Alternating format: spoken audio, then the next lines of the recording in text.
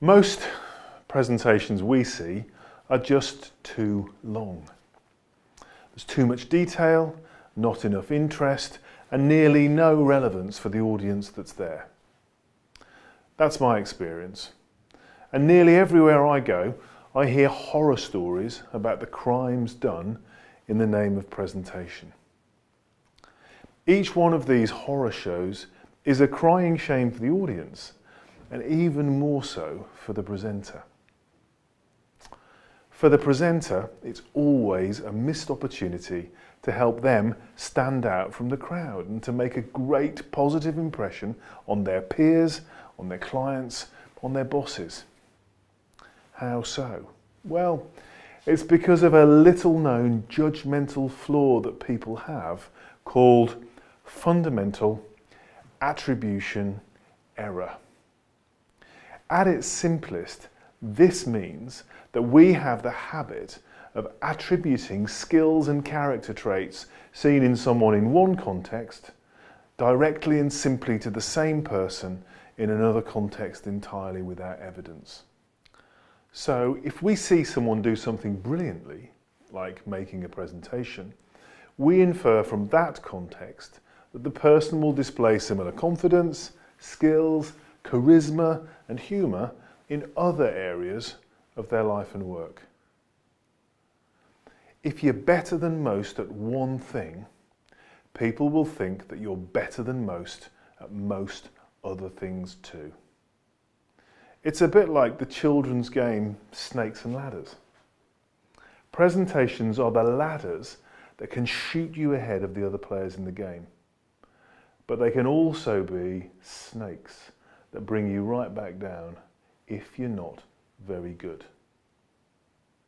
If you're not very good as a presenter, people will assume without evidence that you're also barely competent everywhere else too. It's unfair maybe, but often it's true.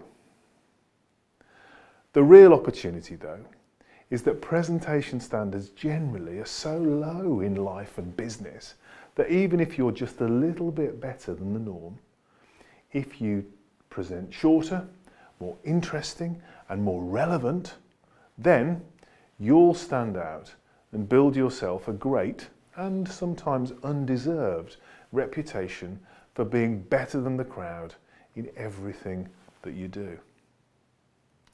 For a full article on the terrible theory of fundamental attribution error, see this guy, Malcolm Gladwell's website. But for us, how do we get just a little bit better than the crowd then? There are many useful presentation resources and blogs that will help you develop as a good presenter. I've linked to lots of them on my blog. But my aim is to help you to move way past competence, to help you become one of the best presenters in your field, to show you how you can stand out from the crowd. I'll show you how you might rethink your whole approach to the presentations and the pitches that you make. Develop shorter, simpler and much more focused speeches. And make those short, focused presentations more relevant and interesting to every audience that you encounter. Because as we've seen, standout presenters just have a real competitive advantage in their field because they differentiate themselves from their competitors in visible and concrete ways. They just add more to the room than other people do, and their audiences at some level will always notice. Remember that standout presentation skill is a multiplier of all your other skills. Whether you're an accountant, an actuary, or an animal rights activist, world-class delivery allows your genius to show more clearly. Would you like to know more? We'd love you to get in touch right now. Thank you for listening.